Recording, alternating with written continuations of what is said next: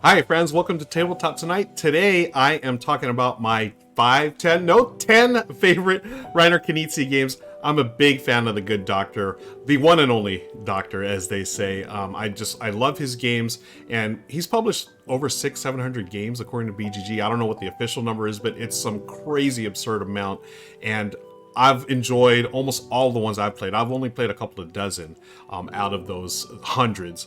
But what I love most about his games are the fact that most of them that I've played, actually all of them I've played, have very short rule sets. Nothing longer than like 4 or 5 pages of rules. You're typically doing like 1 or 2, maybe 3 actions per turn. But the depth and complexity of his games comes through the tension that those decisions, each round presents decisions that, ooh, I can only do a couple of things, and what do I want to do right here? Because it's almost always like something you want to help yourself out, but it's always going to give your opponent something as well. I love that in his games, and the fact that I can read a rule book in a really short amount of time and then play something really great. Oh, it means a lot to me. So I'm going to share my top 10 favorites. Now, there are a couple of that are not on this list that a lot of people are going to say, well, where the heck is Tigris and Euphrates? Where is Lost Cities? So I'm going to tell you where Lost Cities is right now. It is not on this list, spoiler alert, because it was on another list that I've done. I'm doing 12 weeks of gift guides, folks. I had Lost Cities on my top 2-player games. So what I'm doing is all these lists are going to feature different games, and some of Knizia's games have already made other lists or will make other lists in the future. So I've narrowed it down to just these 10 here. So let's get to the top 10 games. And the first one is, surprise, it's a roll and write. Now, Dr. Knizia is not really known for roll and writes, or he doesn't have that many. But this one, Reiner Knizia's Decathlon, I figured it's Decathlon means 10. I figured 10 is like the right spot for it. So number 10 is this roll and write that you can get for free. They don't even charge for it. You go to his website. I don't know if it's reinerknizia.com, but you can easily find it. Reiner Knizia's Decathlon. And you just print out sheets, and all you need are standard 6-sided dice. I think you need like 8 of them at most. You can play it solo. You can play it with any number of players. But what it is, it's a better version of Yahtzee. The game is just roll and re-roll. But what's cool is there's 10 mini games, each representing a different decathlon event. So you have like, the 100-meter hurdle, the discus throw, and so forth. And each one uses a slightly different mechanism or set collection element to the dice. And you're going to roll them. There's different ways to re-roll, and there's some, I think it's clever how he did like the long jump. So you're going to roll a couple of dice and go to the, run up to the line, and then you roll different dice in order to see how far you jump. It's really clever. It's wonderful. And so, I don't know why, maybe a publisher will pick it up at some point. I think it might have been published back in the day, but right now it is a free game and I highly recommend it. Michelle and I played it for the Tabletop Live Network. We actually, for a TLN event, we had all of TLN and viewers as well just post their high scores on this, because you can totally, award like medals to whoever gets the highest in each event. It's a lot of fun. Highly, highly recommend it. It's great. So that's our number 10, Reiner Knizia's Decathlon. Okay, let's move on to number 9, and it is going to be High Society. And let me get the... there's our friend Bebo from Bebo Games. She's explained High Society. This is one of Reiner Knizia's many auction games, and I really like this one. It is a streamlined, really fun game, and I'll tell you why I like this. A couple of reasons. Number one, it does this thing that I remember back in my poker playing days. We played this a variant of poker called Vice President. So it would be, you would play the hand out as normal, and then whoever won wasn't actually the winner. It was the player who had the second best hand. So it's got a similar element to it. Like, you want to be able to spend as much money as you can to get, the different characters here. Those are worth points. But if you spend too much, then you're out of the game. It's a really interesting twist. It sort of reminds me a little bit, QE did this later on, but QE I would say is more a pure form of auction, because you don't actually set collect. You're just, going for most money. But here, what's really cool is the cards that you use to bid. They're all different amounts. That's all you have. Whatever cards you use, That's it. So every card you use is out of the game. So you have to really manage that. And then also I like the fact that the scoring cards, they come up at random. So once the fourth one, there's 4 of them, you're going to score 3 of them. Once the fourth one shows up, it's just over. The game stops and you start counting points. Very clever and just a wonderful auction game. Highly, highly recommend. And shout out to Bebo. I haven't seen her in a while. I mean, she doesn't really create content anymore, but she was great with what she did. She did that video for Osprey Games. Okay, High Society was that one. Let's move on to my number 8 Knizia game, My City. Oh boy, speaking of just great games. This one, Michelle, Lauren, and I played. This was for our Live at 5 back in the... Oh, no, it was called Tabletop Tonight. We were still using the smartphone camera tied or duct taped to the tripod there, but I love this game. It's a polyomino legacy game. I'm not going to give away spoilers, but obviously with a legacy game, you are going to, change elements. You're going to add elements to mechanisms to the game. Let me fast forward in the video here. We must begin rated or something. But anyways, as you can see there, you're flipping over cards that have tiles, and everyone has their own little city that they're building with these tiles. And then you place them, and then at the end of each game, you're going to score, but different scoring mechanisms start to come in as the story evolves. You open up envelopes. Some things you're going to throw away. Some things you're going to add. Oh, I mean, Knizia can do it all, folks, and that is a fantastic game. That is my number 8, My City. Okay, moving right along. Number 7, Medici, and this is Rahdo's run through from many years ago. That is, I think, the OG Medici. I don't remember if they've updated this version yet, but terrific game.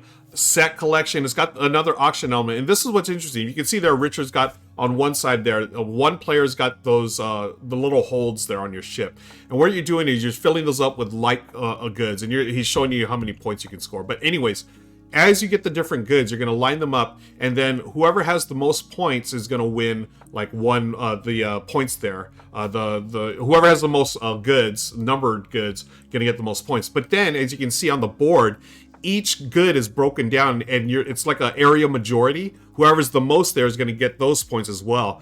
It's a really neat game, and actually, there's I think a dice version. I haven't played that one. But is it a roll and write or dice? I don't know. But I did play the card version, and I like the card version as well. It's a really smart mix of set collection and auction, and it's, people a lot of times, this is their favorite Knizia game. I can't blame them one bit. It is Medici. Now, I have not played this in a while. And my buddy, I'm calling my buddy Daryl out. Daryl, we got to play this, man. It's been a while since we played. So that is the number 7. Let's move on to my number 6. Blue Lagoon. That's Mike Murphy there. We're watching the Brothers Murph. I don't know what Mike's doing there, but he's explaining the game. He's doing a little rundown of the rules there.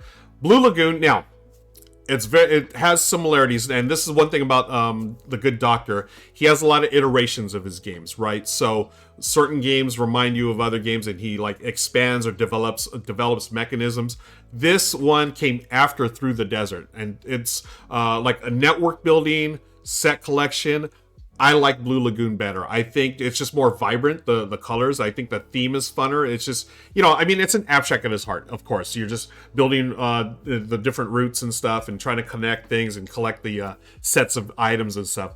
But it looks like Moana, the board game, just the look of it. And it's by Blue Orange, so they always have excellent components. And Through the Desert, I liked it, but for whatever reason, I don't know what that is. For some reason, Blue Lagoon just really just captured my attention, and I've really enjoyed the gameplay. It's split up into 2 rounds. You're gonna, lay out your little tokens there, connecting from island to island, and eventually you want to connect as many islands as possible to get points. And then you're also trying to get those goods, resources, because the set collections, they score differently. But here's the cool thing. As you build, I think there are settlements or villages or whatever. Those will stay on board, but all your other tokens will come off the board, and you start another round. And then that second round, you can start anywhere where you had a previous village. So there's this really neat bit of planning during the first round. It's like, you may not be getting the most points this round, but you're setting yourself up for the second round, which is nice. Or you can just try to dominate from the start. I think the last time I played this might have been with Michelle, and she for whatever, well, she just crushed me at it. So it's a lot of fun, and I love, love, love Blue Lagoon. Cannot recommend it highly enough. I can recommend all these games highly, folks. I mean, it's Dr. Knizia, folks. Cannot get any much better than that. Let's move on to number 5. It is Schotten Totten. So this one was an instant hit with Michelle and myself. Michelle and I, we love 2-player games. Again, we were talking about Lost Cities at the start of this. It is not on this list because those are my top 2-player games. Schotten Totten could have easily made it on there, but I didn't want to just put a bunch of Knizia's games on the top 2 list. I had to save some here. I mean, I didn't really have to save. He only has like over 600-700, right? But this one, it's a really cool push and pull where you're trying to get I think it's 5 of the locations you're trying to basically get area majority on each. What you're doing is really cool. You're playing poker style hands, or like you can get melds. You can do like a consecutive order 4 5 6 or 3 of a kind, 2 2 2. And as you do that, you compare, and then whoever has, the bigger hand will take control of the stone in the middle or whatever the area. I always feel it's like some chicken. It's like a weird chicken theme. And this was actually, I probably want to get the Battle Line re-theme. It was re-themed for GMT called Battle Line. It was just, straight warriors or whatever. That just, I always thought that looked cooler. I mean, the chicken theme is cute. It was sort of random. But excellent game. It's another one of those. I'm going to be saying this a lot, and I have already. It's really easy to learn, and it's easy to get to the table, and that's why I love Knizia games so much, friends. It doesn't take me all night to learn a game and then do a learning game, and then no, I can just get the rule book, read it, and let's jump into it. We may refer back to it a couple of times, just for whatever reasons, but for the most part, you're up and playing his games really quickly. So this is an excellent one, Schotten Totten, and like Lost Cities, I could not fault you for getting either. We have both in our collection because we just think they're excellent. So that is number 5, Schotten Totten. Okay, quick hydration break there. Let's move on to our number 4 on the top 10 Knizia games list, Ingenious. Wow. I did not expect to like this game, straight up. I'd heard all the hype before. Look at it. It's probably not the most exciting. I mean, you look at that board, it's immediately, to me, it screams abstract, cool, whatever, but man, the gameplay is so good. As you can see here, you have these double hexagonal tiles. All you do is place one on your turn. That's it. What you're trying to do is you need to place them next to similar colors. And in this case, they did a great job of making sure the colors each have a unique symbol. For those of like myself who have vision issues, color blindness, I can just match up shapes or symbols. And then you're just going to lay those all out. And what you're doing, you're going to score them.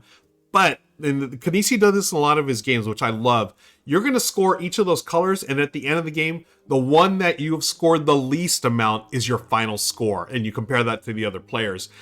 Now, it does have a score track. If you fill up one color, you're going to get like a bonus. I think you get a bonus placement or something like that. It's been a while since I played. But that, if you go far ahead, like on, say, blue, and finish that off, then you do get an extra placement. But you can score as much as you want on blue. Let's say you score them all, that's great. But if you really scored horribly on like yellow, you're yellow. That's your final score. So it's really neat balancing act. And I know he's done that in his other games. And this one surprised the heck out of me. I can play this at any count, anytime. I love Ingenious. Just a wonderful abstract game. And I can see now, years later, that why it's been so highly regarded. It is just a fantastic abstract. Again, another one of those games, probably like 2 pages of rules, and you just get to just jump right into it, and you're playing. It's like, oh my gosh, it's so smart and so good, and that's why it's the number 4 on the list, Ingenious.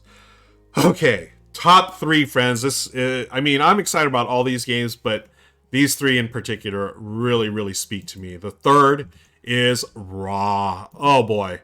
Here I am last year on the Dice Tower. Got to hang out with the gang over there playing an older version of Raw with the special, tokens that were, and also player aids that were made. This game is probably my favorite auction game that is not QE. I love QE. That's the best pure auction game, but Raw, oh my gosh, it hits all the spots for me. And, excuse me, I was so glad about the news just this last year that 25th Century Games has reprinted this in a brand new edition. I got to play an early production copy of it. It's fantastic. It's everything that this game deserves. It's a beautiful production, by the good doctor, and also art by Ian O'Toole, and just the phenomenal production value of all the 25th Century team that brought this into existence. I love this game. The auction itself is genius. You have these tiles numbered 1 through 15 or something like that, or 12, and those are going to recycle throughout the game. Anytime anyone wins an auction, you place that out, and then the next player that wins, they're going to take that one and place theirs out. And what you're doing is trying to collect different sets. Some of them score after the round is over. Some of them score at the end of the game. I think you play 3 ages or 3 rounds. But wow, it is a perennial favorite, and I'm so glad that 25th Century brought this back, because it goes in and out of print, and who knows, maybe it'll go out of print again, but it was out of print for a while, and I was just like, oh, I couldn't pull the trigger on paying, for an older version, like, some outrageous eBay sum. I've always played Friends editions, and I was like, I always wanted this game, but thankfully 25th Century came through, on the Kickstarter and everything, and funded the new version. It's a wonderful production. I cannot recommend this game highly enough. And hey, I just had to say that this is the one game I won at Dice Tower. I was there for a couple of days, played a bunch of games. I could not get to the winner's circle until Raw. So that doesn't have anything to do with my ranking, but it's an amazing game. Highly recommend. Love Raw. Just check it out, folks. It's one of the best auction games you'll ever play. Okay, let's move right along here. I don't know what happened to the screen here. What happened? Oh, okay. Did I push something? I did push something weird. Okay. Number 2, the quest for El Dorado. Oh man. Michelle and I and Lauren played this for a Tabletop Live Network event. Deck building meets a race game. The good doctor does, I think this might have been his first deck build, a foray into deck building, or one of the ones that really, took off for him. But a lot of people think this is his best game as well. I would not disagree with that. It is a fantastic game. You have these little, the only nitpick I have in this game, and it's a very small nitpick, those cards too small. They're like Ticket to Ride size cards. Give me full size cards, but I get it. There are a lot of cards in this game, and it could be a table hog, especially because you have the board that you're going to place there. You're racing against your fellow players using deck building, movement and currency. Your movement gets you across different terrain. The currency adds better cards to your deck, a little more, powerful cards and stuff. There's different terrains that you have to deal with by playing the right type of cards at the right time. It's just, again, it's simple enough that it's a couple of pages of rules and then you're off and running. And with the race theme, it's perfect. It's you just go, can you beat your neighbors, your fellow players? You do have 2 figures that you're moving, so you sort of have to keep that balance of, one, can they go this way or that way or whatever, depending on, what cards you draw. Can you get them, both of them there before your fellow players? Excellent game. I love this one so much. And now I'm thinking, is it both players? Do you have 2? Or maybe I'm thinking the 2-player version where you have 2. I think in the 3 or 4-player version, maybe you're just playing 1 figure. I play it more than 2 players, obviously, with Michelle, so that's what I'm used to. But there are expansions as well that add different tiles that may show up. You collect those, like things like monsters and hexes or something like that. More things to do. And yet, what's great about the expansions, they don't complicate the game more. They add more choices, but if you know how to play regular base game Quests for El Dorado, you know how to play it with the expansions as well. It adds enough, and I love expansions like that where you don't have to relearn the game. Like it doesn't totally change the mechanisms of your base game. Just give me base game and add cooler stuff. That's what the expansions do. That's my number 2, the Quest for El Dorado. I've got one more, friends, and this one has gone out of print a couple of times since I got into the hobby. I played the original version. There was one that Fantasy Flight did, and I think that is no longer in print, but you'll have to look for it. But anyways, my number 1 is the very first Knizia game I ever played when I got into the hobby, Samurai. Oh boy, it is a tile laying game with area control, and this is what you're seeing on screen here. This is the original Rio Grande. I think it's Rio Grande was the company that put this out.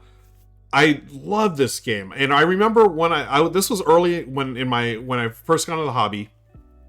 Someone had brought this, And I was being introduced to all kinds of new games. I'd never heard of any of these. This one is another one. But when we played it, I was blown away.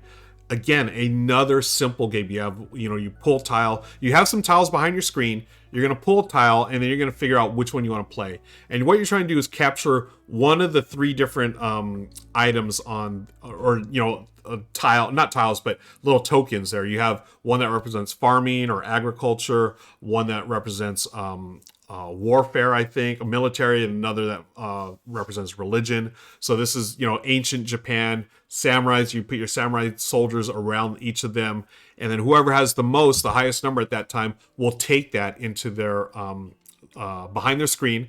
And there's, out of the three, it's the player who has the most in two of those items will win the game. And then of course there's all kinds of tiebreakers, because a lot of times if it's a 3-player game, all three will have one of each. But then you start looking at the numbers of how many. Oh my goodness, I love this game. I've loved it from the get-go. I will always try to play this. It plays well at 2, 3, and 4. Just you see the map there. This is for a 2-player. You expand the map for 3 and 4 players. There's other pieces that you add, and it's just so excellent. There's a couple of tiles. So normally it's an abstract. It is an abstract game. You're just placing numbers 2, 3, 1. Then you add those up. Who has the most?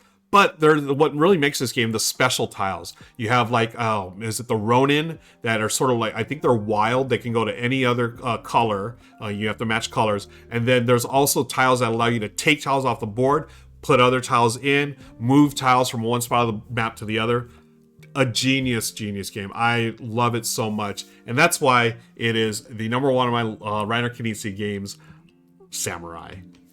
Friends, that is it. Those are my top 10. I know I've left hundreds out. I would love to know what your favorite Knizia games are. So drop it in the comments below. Be sure to hit the like and subscribe button. And I'll see you next time for my next gift guide. And during my 12 weeks of gift guide celebration. Bye.